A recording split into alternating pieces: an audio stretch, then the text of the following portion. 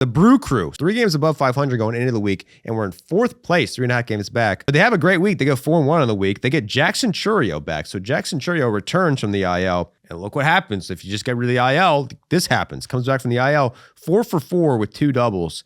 Then they get Andrew Vaughn back from the IL. He hits a home run in his second game back. So big shot in the arm for the Brew Crew.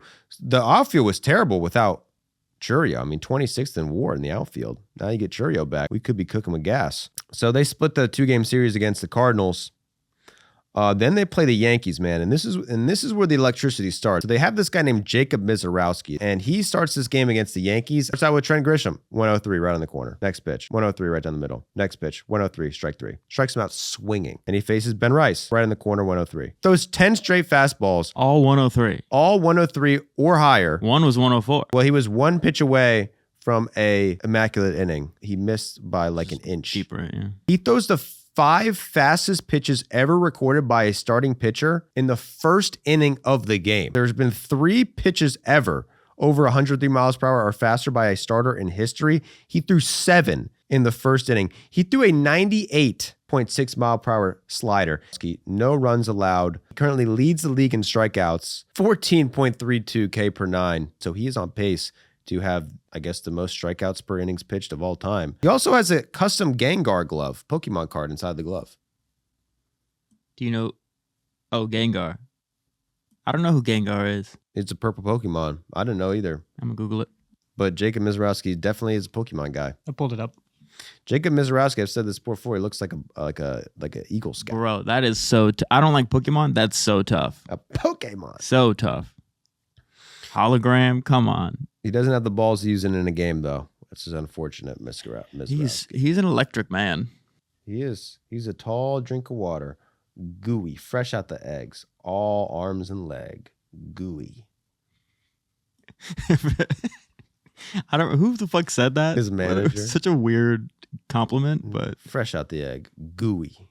I guess that means he's like raw, like he was a young kid. He just throws fucking 98 mile per hour slider. He doesn't know where it's going. And you know what? May I? He leads the league in strikeouts.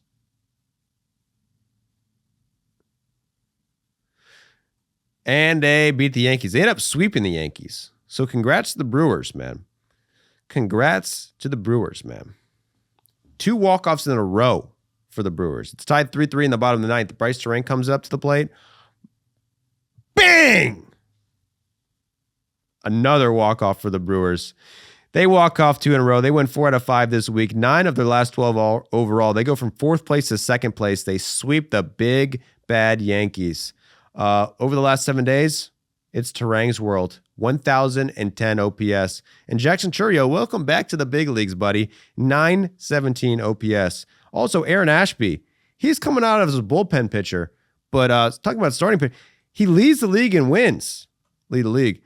With 7 wins, he's a bullpen pitcher. Huh?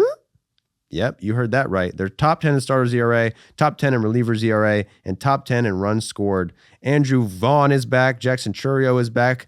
Christian Yelich, he's coming back. So the Brewers, man, don't sleep on the Brew Crew. I mean, I don't know. The best team in the division right now is the Cubs for sure, but wouldn't you put them number 2? Oh, yeah. I mean, with the Brewers, too, they will have a bunch of players that you've never heard of before having great seasons. Bryce Terang, you should know about him by this point, but he has, I believe, the 5th best WAR in baseball. The second baseman field right now is insane, and Bryce Terang is the best of all of them right now. It's funny because we were tripping out before the season. The Brewers ended the last regular season with the best record in baseball. But they went into this season with basically the same roster, but they were not favorited to win the division. And still to this day, even though they have they're in 2nd place, they're a game and a half better than the Pirates. The Pirates are still projected to have the 2nd best odds to make the playoffs in that division. So I don't know why the projections have the Pirates over the Brewers, but I don't know. I would definitely not say the Pirates are better than the Brewers. Just looking at it on paper, what aspect of either of these teams would you give to the Pirates? I guess starting pitching? Starting pitcher, best starting pitcher. I mean, I put Skeens over Mizorowski. But that's the thing. That definitely puts Skeens over Mizorowski. But I mean, if Mizorowski is pitching like this for the whole year, I mean, let's see what Mizorowski's made. What, 12 starts in his career? Probably 15 starts in his career.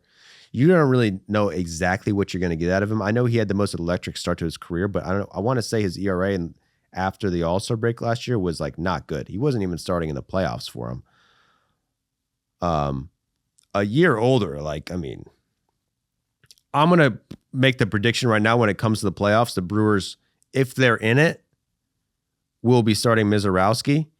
But I guess the big question is really how is the starting staff going to fucking pan out? I mean, Chad Patrick, do you trust Chad Patrick? He's had a great year. 3.15 ERA. I think Chad Patrick is good, but I don't think Chad Patrick thinks Chad Patrick You is good. You have more faith in Chad Patrick than Patrick. Dude, he's like throwing up in the dugout every start. He's having anxiety attacks. I don't think he trusts himself, but he's doing like fairly well. He's not an ace, obviously. Wait, so that's his problem? It's anxiety? I don't know what it is, but it seems like it, right? If he's throwing up every start and the guys on the team are like, well, yeah, this is just normal for him, then it's got to be something, There's right? vomit on his sweater already. Mom spaghetti, Chad Patrick. But Put like, on the if surface, he's your he looks third or calm fourth already. best starting pitcher, like you're in a really good spot. But he's not. He's their second best starting pitcher. I would put Mizorowski. I mean, statistically, their best starting pitcher this year has been a guy named Kyle Harrison, which I did not predict him to be the best starting pitcher. This guy has been pretty much dog shit for years, right? He's been the Giants for a few years. He was part of the Devers trade. Yeah. So, he had a 4.04 ERA last year. Not terrible. I remember, he was always a weird guy with the Giants who would start, come out of the bullpen. I feel like he was like an opener He for had the a Giants. good prospect pedigree with the Giants. I remember when we broke down the Devers trade, Harrison was on multiple top 100 lists multiple years in a row, but when he got to the major leagues, the stuff just wasn't playing. He went to the Red Sox, had 3 games in the major leagues, and then this offseason, Boston traded him with a few other guys for Caleb Durbin, Andrew Monasterio, and Anthony Siegler. And since coming to the Brewers, he's been really good. Yeah. I mean, but that's the thing with the Brewers. You look at these guys and you could be like, okay, well, it's Kyle Harrison. He's got a 2.41 ERA this year. Do we trust him to be this good the whole year? But then it's also like they get the Brewers bump where the Brewers have like proven when you get to the Brewers, you become better. They have a good organization. They definitely get the most out of their pitchers. Is that fair to say? Is anyone going to tell me I'm wrong? The Brewers get the most out of their pitchers? I don't think even Cubs fans would argue on that. They're not even the Cubs fans. They're the Rays of the NL Central, man. So shout out to the Brewers. Back-to-back walk-off wins. They have moved to second place. They have arrived.